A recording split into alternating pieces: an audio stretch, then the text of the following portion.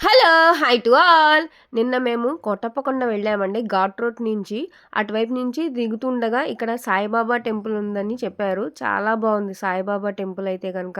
మీకు ఇలా కోటప్పకొండ వెళ్ళి వస్తుండగా సాయిబాబా టెంపుల్‌ని ఎంతమంది తెలుసు? ఎంతమంది ఆ గుడికి వెళ్తారో నాకు కామెంట్ చేయండి. లోపలికి ఎంటర్ అవ్వంగానే ఇలా అయితే ఉంటదనమాట. చాలా పెద్ద ఆలయము.